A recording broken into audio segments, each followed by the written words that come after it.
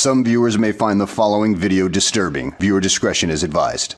Hey everyone, welcome back to Board Games Unlocked, and Brad and I are doing a discussion over Fate, Defenders of Grimheim, which is a tower defense game that I told you about. I don't even remember how I had heard about it.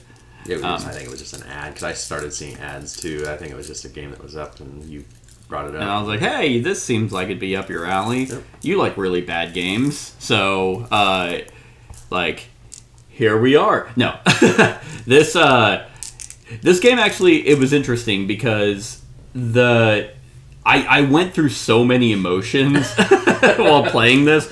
I was like, all right, yeah, this is kind of fun. And then, halfway through, I was like, I'm not fucking doing anything. Like, we're going to lose. I'm not liking it. And then there was just a point where I was like, well, hold on, now we're actually strategizing. And now this is fun. And then by the end of it, I'm like, well, don't ever need to play this again. So, not for, any bad reason. It was just this was what it was. Mm-hmm. And it's one of those games that that was made. And we've seen it all. We've seen it. So, I have a problem inherently with, these types of games. Because it's well, the Fire Horde's always the same.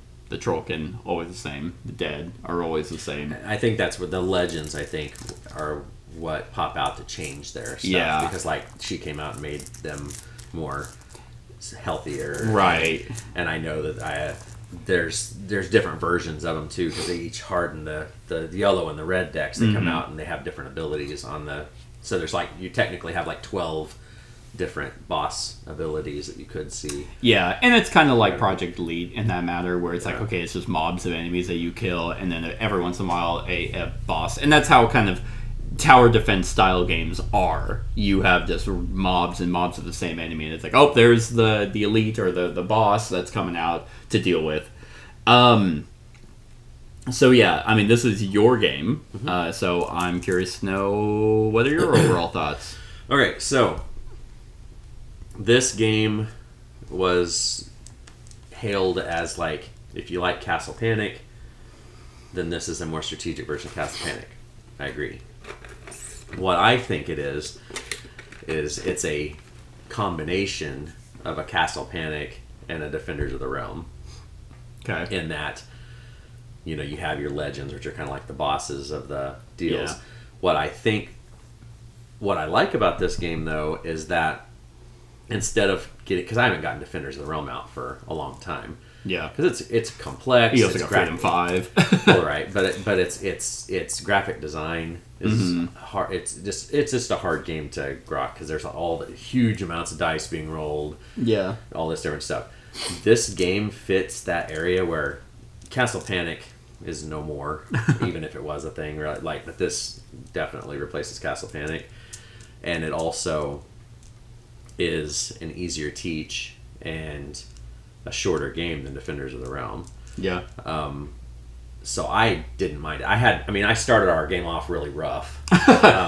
Yeah. Because, I just kind of went out and I died right off the bat. But, because... Luckily, I had ways to be able to build back up because we were just playing catch-up at that point. Well, and then this game also rewards you from knowing your characters.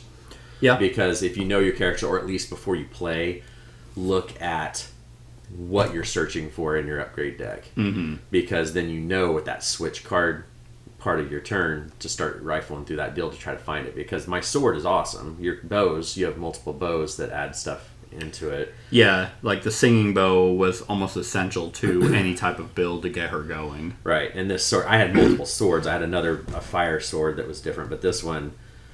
just automatically added 2 damage to any attack I did. Yeah. So once I got this sword, then by the time I spent all my time getting everything up, then I started going out and just started killing shit. Yeah, pretty much one-shotting. So it was once knowing your character is huge. Which is fact. It is cool. The characters, how they went about it is unique. I've never seen kind of a triple deck system.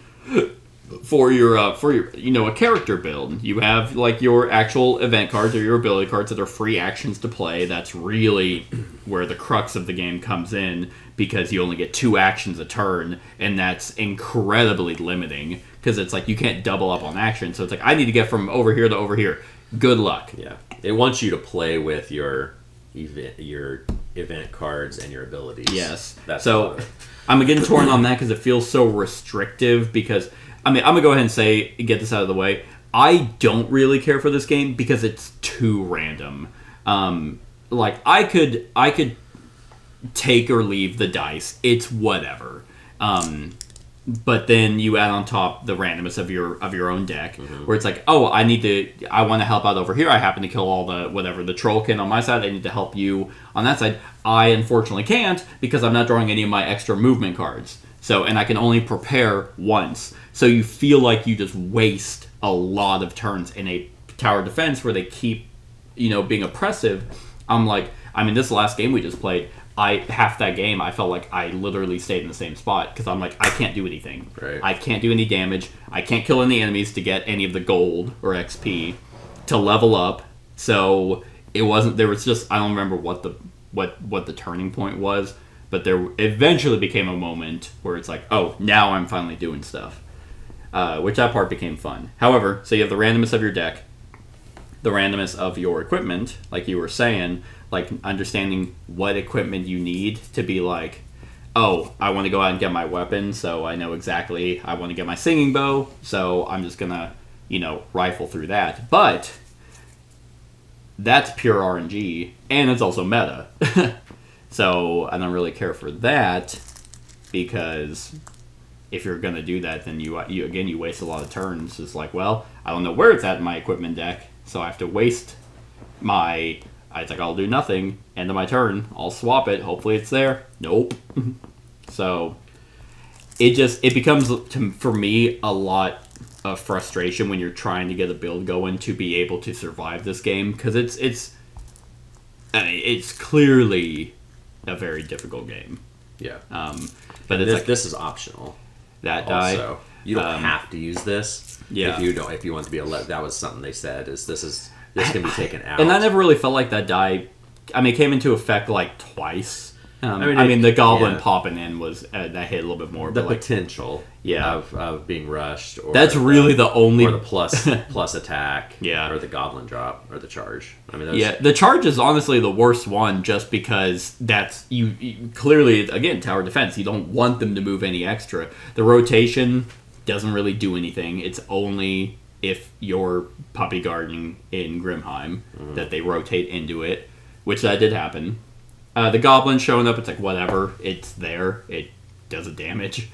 So I never really felt like that the die made it that much more complicated. It really just felt like, is this game hard because they designed it to be hard, or is it hard because of the sheer randomness of your 3 decks on top of how you deal damage is rolling dice. So it's like you could roll 5 hits in one attack, or you could roll all misses. And the game swings so far. And some people love that. Some people love the fact that, oh, this game is not that long because I rolled like shit and they killed me. Or the game is like, or it's way too long, because I felt this game was like longer than it needed to be. Granted, like I said, I was like this the whole way, where I'm like, I just want it to be over. Oh, hold on, no, we might be able to pull this off. And then we did, and that was fun.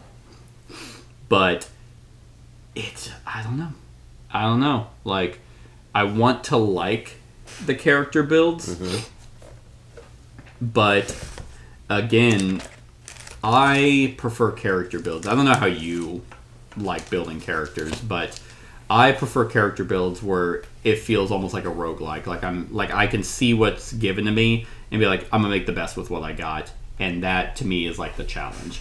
Which again is kind of like, but again, how you get your equipment are these thematically fun. I really enjoy how it's like, oh, you spend time practicing knife throwing in the woods, so that's how you get your throwing knives. Oh, that's all thematically cool. Except some of those might be like, go to the dark forest. Yeah, that's not fucking happening. You just can't get there. Yeah. Yeah. Like, it's so like, okay, well, can't do that one, so I guess I have to skip it to the bottom and hope I top deck. It's not for me. It's too much. But I will give them a slight credit. Even though I just dogged on this game for being so random, it still was more strategic than other games like that, which was surprising. It actually ended up being like, okay, how can we maneuver? How can we actually had conversations. Do I stay here and try and take care of these imps, or do I run over to the goblins and try and do that? Oh, but what if I actually go and you're like, what if you go here and you just hold off in Grimheim so that you can still do your inspired defense and get a building back, and then you can still pick them off from the tower or from the tower, right, from the town. I'm like, what is it called? So it does present those opportunities. It's just for a large portion of this game, I was like, I can't do anything. I can't do anything. Yeah, yeah, and so there was promo packs. I added equipment promos already to our decks. Nice. But there was this one I didn't add. It just adds 20 more yellow events. Yeah. 6 more red monster events and stuff like that. So those are ones like could be added. But what I found interesting was this one, because this is the threats and resistance deal. Okay. So there's these threat cards if you want to make it harder. Oh, okay. Or there's resistance that you put into play at the beginning of the game, and it makes it easier. Oh, that's nice. So I mean, there is one way, like resistance 1. Each hero starts with 1 experience, 1 mana, and 1 card in hand, which that's not, but but there's different. Like each player may repair 1 damage from 1 equipment. I mean, there's just different. During move actions, hero may move 1 additional area. Oh, that's nice. There's just different. That's just a promo pack. That's not. Yeah. What about the super hard ones? The super hard ones. Unprepared defenses start the game with 1 less town piece, or 2 less if playing with 3 to 4 players. Each reinforcement turn, each player must place an imp in Marsh of Shallow or Dead Plains. Mm-hmm. They're just stupid stuff. At the start of the game, after revealing monsters, each hero draws 1 monster card, moves to one of the areas on the card, and is dealt 3 damage. I mean, all monsters charge on reinforcement turns instead of instead of just and then top that off with the die. Yeah, and there's just a lot of the replayability is going to come from how these cards, how the reinforcement cards pop out. This last game we just played, it happened to just be the ogres and the imps, or the ogres and the dead. Trollkin and the dead just alternating back and forth. Finally, someone from the Dead Plains, but literally nowhere else. We got none of the Fire Horde, no one from the Dark Forest. It was Ogre Valley, Marsh of Sorrow, and the Dead Plains. But the other thing that I'm not a huge fan of is like they went out of their way to have these creative ways of getting your equipment, and at a certain point in the game, it's completely obsolete. There's no way that, because it's tower defense, you have to defend your tower, that you're going to be able to do what they're asking you to do. And then even at the beginning, when you have a little bit more reprieve, you're so restricted. Like the card that's like, oh, hey, get to the Dark Forest to find the tiara for Alva. That takes me 4 turns to fucking get there. yeah. So I don't know how you fix it, except like, don't do the 2. If you want to do 2 actions, at least let you double up or something. So I can move, unless again I'd have to rely on drawing a card that agility that lets me move 2 areas, or my flexibility that I can spend a mana to get a move +1. Like you just need hyper specific things to be able to just get 1 item that is just okay. Yeah. So what did you think about like the upgrading? Like by killing the enemies and getting the gold. Like just the process of upgrading. So whenever it does come together, like the game starts off super rough. You have basically nothing, and whenever you can actually get kind of a build going where, like with Alva, for example, once I finally got my weapon, that was after every attack I added mana, she was very mana focused, so a lot of her stuff required mana. And I was able to do multiple attacks. Like, it wasn't until the end. Like, there was a bunch of brutes over here that I ran in, and I was able to wipe off all of them but 2. It's really cool. Like, it feels like, oh, finally it's coming together, and the game's over. Yeah. But the distinction between us two was clear. Like, our characters did play different, which I like. While our event decks aren't 100% unique, like, you have a way to, you know... I had a lot of defense, like Yes. retaliation, because that's what my starting ability was. Yes. Was spending mana to retaliate. So I had a lot of retaliation, like a lot of... Right. I was kind of like a tank in a way. Like, I'd take damage, but I'd give it or block it. And give Yeah. it back. So, I mean, the way they go about it, like, if you're able to kill enemies, then you get more gold, and then it should be a trickle-down effect. It's like, oh, okay, I have more upgrades, so therefore I can kill higher-level enemies, which is going to give me more gold, so then I can keep upgrading. And eventually you get a decent kit that the 2 actions is more of like, okay, here's my initial attack just to kill somebody, and now I'm going to pop off, you know, my Right. event cards and then my items. But, again, everything I have with this game is kind of a but. Unfortunately, nothing is crystal clear in this game, so there's a lot of things that are almost open to interpretation of like, well, you have an ability that says after each move action you get to kill level 1 or 2, but you play a card that lets you move 1. Is that a move action? Like, it's a free action to play a card, but is that considered, because a move action to me is you take this action token and move it onto the move. Right. But then the wording on that says Yeah. And, after then, and then the rule book, it said that ability actions can be done after right. free actions. I don't know. Yeah, and then like the it charge. makes sense since a lot of my abilities were move 1 space or whatever. Yes. So that's how you take advantage. I mean, and that's how it should be, Right. because otherwise it just doesn't make any sense. The charge wording is really jank. On like, oh, if they can't attack, you know, they move again. They're like, oh, okay, it replaces their attack. They just get to ramp up. Nope, they just double move, and now they get to attack. And it's like, okay, that feels a little bit much. So, it just seems like a lot of it just feels like it's hard for the sake of being hard, not through any real, I don't know, tight, clever design, is how it kind of comes off for me. And it's like, well, that's just kind of what this game is. I don't know, what do you think? What do you think of the characters? Well, I've only messed with a few of them. Yeah. So I haven't played them all. I mean, they're a little different in their own ways. Yeah. I don't know, because we haven't done the other one that had the bow and stuff to know how Yeah. different that was going to be and stuff. But you know, I mean, they I think it comes down to the ability. I think the abilities are what's different the Yeah. most with them, is because I think you really want to try to get some of these out, because some of them add health, some of them are mana builders, some of them are just one-time use, you know, situational, depending on Yeah. how you want to do it, you know. But Yeah, I mean, like a great example Yeah. of the abilities is, so Alva's innate special power is end of movement in the forest to add 1 mana to any card, which is what you need for a lot of her stuff. Her bracers requires 3 mana to perform an attack action. She has a tree treader ability, move into an adjacent forest area or move out of a forest area. So if I do that,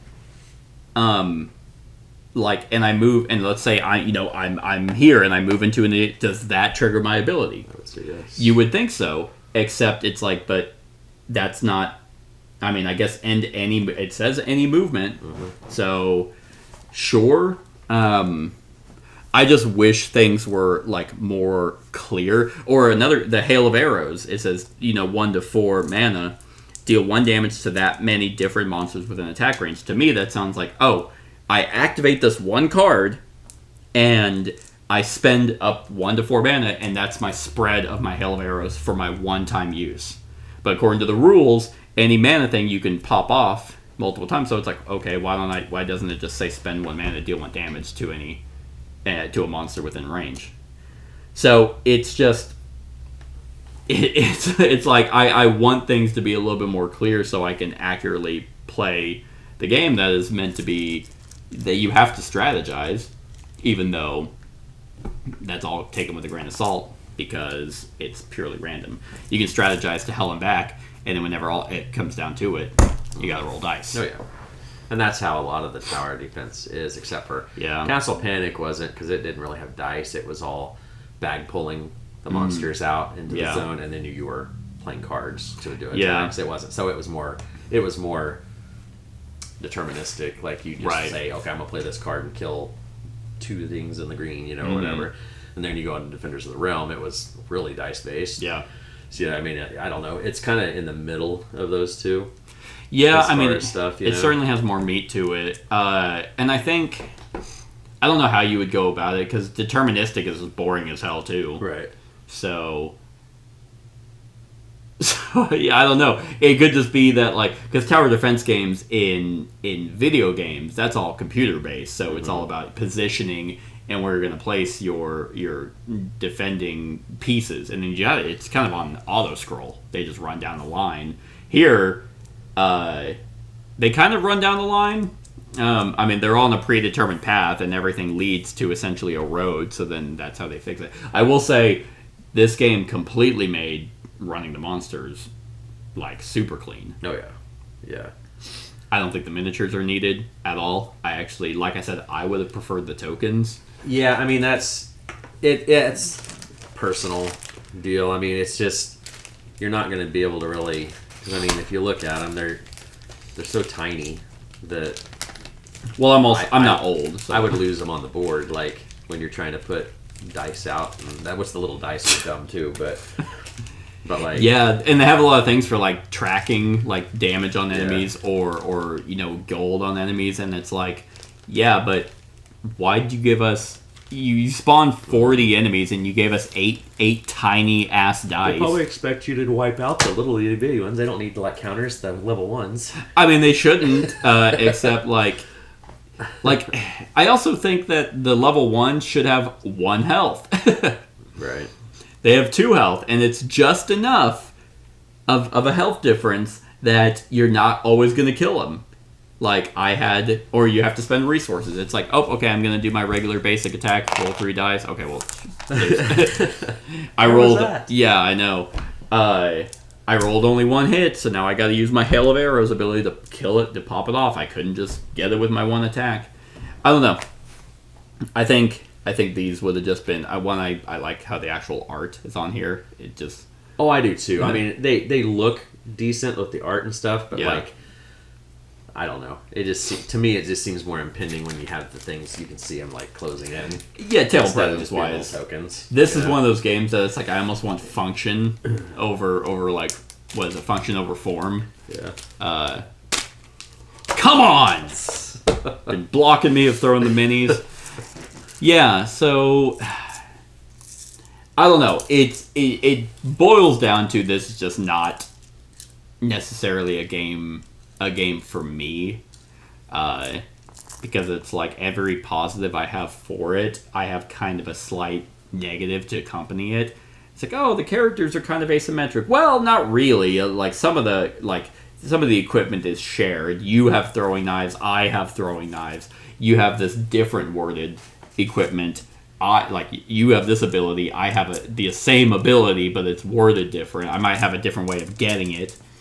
I have a free attack, or I have a card that I can spend to do an extra attack. You have a card, so it's they're not wholly asymmetric. Where it's wow, we're in 2 different worlds here. It's I have range, no defense, but I have a little bit of range. You have no range, but you have defense. Well, and I move. My ability was just extra movement. Yeah. I mean, and then the other dwarf, he just has innate armor. Right. And that's my only knowledge of all the other characters is based off of what Mike from One Stop said of yeah, I mean, they're in 2 boxes, but they're pretty much the same characters. Just a male and female version of kind of the same thing. So they're not. You have 6 characters, but really you just got slight variations of 3 of them. I thought it would have been super badass if it was 6 wholly unique characters that play completely different. TBD. Yeah, well, I don't know. I don't know about that. I will say, I mean, I don't know how much the minis added to this, but based off what I remember this game cost, I was thinking how much you told me you paid. I think it's way overpriced. It was 149 pounds. Yeah. Or euros. Euros? 149 euros. Yeah, that's a steep price for, I think, what... And normally I don't bring in costs because it's like to each their own on how they spend their own money. But for me, if I paid $160 or something, I'd be pretty pissed. If it's just why I actually stay away from it, because I'm like, this game might not be for me. Well, that was, because I had backed it just to keep getting the updates and shit, and I usually cancel them before. Yeah. And then I got the notification. So you give companies false hope. You're like, I got the notification saying that Fate has successfully deal. Yeah. And I was like, okay, I'll go ahead and keep it. Yeah. So I mean, I almost feel like this game is doing a disservice to itself by having the static enemies. I think this could have been cool if it was like you had different enemies that you put around the board. And they all had. I mean, I like how they have a different passive. That's unique. I think they're laying on the legends. Yeah, because the legends do change. Like if you go through and search with the legends, they make each of the factions do different stuff. Yeah, So I mean, I think that's where they're trying to get the differences in their stuff. Yeah. I don't know. Just it's an all right. It has its moments, and it's funny because kind of at this point in time, is that a little Yermangander? He's something that's probably supposed to be in water, but he walks on land. Nidhugger. I feel like I just said a slur. He's a worm. Nidhugger's attack is the same as its remaining health. It has 13 health. 12. So he'd have 13 attack? 13 attack. Jesus. What does he do with other people, though? Does he do anything? Nope, that's it. Okay, maybe it's the red ones that change the... Queen of the Dead in this one may only be damaged by adjacent characters. Well, there was one in here. Hrungbald. Trollkin. Double the Trollkin support effect. Yes, that's the one that was in the playthrough I watched. I mean, it is cool. So like the legend doubling the adjacency. It's like all of a sudden those goblins are just they're just smacking you around. But and yeah, it is weird because I almost feel like 2 people wasn't enough, but I know if there was more, it's just more creatures. Yeah, it's more swarms, which just means more. I mean, it's just the game is meant to feel oppressive the entire time. But again, because it's so swingy, that could either mean you're whooping ass and they're missing the entire time. But even then, I think that just because of it's not a matter of you don't have to wipe them all out, so you just kind of run up next to them. And then you just stop them from moving. Well, you just have to take all the damage. So you just have to but if they keep missing, then it's like, man, this is trivial. Right. So, it's definitely a game that was made. I don't have anything else. Do you have anything else? No. All right. Well, on a scale of 1 to 10, what are you giving Fate Defenders of Grimheim? I will be playing this solo because it's going to be an easy game to run 2 characters solo. That's true. Just put 2 boards on the side, 2 hero boards on the side and stuff. And haven't messed with the other heroes yet, but just to kind of see what's going on with that. Maybe putting some of the resistance cards in to see what happens and everything. I'm probably going to go with... I'm going to go with a 7. 7? Because I didn't mind it. I like these kind of games. Yeah. So, and knowing that it's a pretty simplistic game to teach and run, and if you know how to play it, it could be shorter. I mean, if you're just flying through and everything. Yeah. Because, I mean, we took a lot of time really strategizing on those last few rounds, trying to see how well to do it. But I mean, at one point, I was like, for sure, there was no way we're winning. Yeah. And at that point, I was kind of checked out. And then, yeah, there was a moment where I'm like, okay, well, hold on. Like, maybe we can actually work this out. And then it ended up paying off. And it's like, that was neat. Because there was one point, again, where I was like, I'm going to do this. I'm going to kill this guy. Then I'm going to move over here and people with this card. Then I'm going to kill this guy. And I had no gold. And all of a sudden, I had 13 gold out of nowhere. It's like, now I get to upgrade. So that was neat. I just wish the whole game kind of had that instead of whatever. Right. I don't care. But yeah, I mean, I enjoyed it for the most part. I mean, it's not my favorite. It's not my favorite tower defense game, I guess. Yeah. I mean, but there's not really that many. Freedom 5, I guess, is a tower defense in an odd way. I mean, you're not really though. They're not rushing the tower. But if the tower dies, you lose. I mean, so the tower doesn't have any health. Well, they can destroy it because if they just hit it that one, because there's that card that flips over when they do the damage to it and stuff. Oh, there's but I mean there's scenario based too, so it also true. depends on that. Yeah. But you got Defenders of the Realm, Pandemic Fall of Rome. Yeah, is another one. Project Elite, I'd say, is a tower defense for the most part. Castle Panic, and Dead Panic, which Dead Panic. Trash. Skytear Horde. Yeah, is definitely tower defense. So there's actually a little bit more. I'm sure there's maybe a few more out there. As far as minis on a board, this is what you more expect. Oh, Kingdom Rush is another one, but I still compare this with Defenders of the Realm. Yeah, and as much as I like that game, this is going to would get to the table more. I can see that because it's a smaller footprint. It's the graphic design is better. You know the graphic design, knowing where things are and how the symbology. That's what I'm meaning. Yeah, because you can't figure out where the hell places are in Defenders of the Realm, because the colors don't match the stuff. Remember, you look and it's where the fuck is that location? Yeah. Hey, at least I know what the cards do in Defenders of the Realm. Here I'm like, so what does this mean? So, and there might be some searching on facts and stuff just to clarify. But yeah, I'm going to give it a 7 just because I think it'll get to the table more than... Yeah, especially if you don't have to pull out those minis all the time. I am sitting at a solid 5.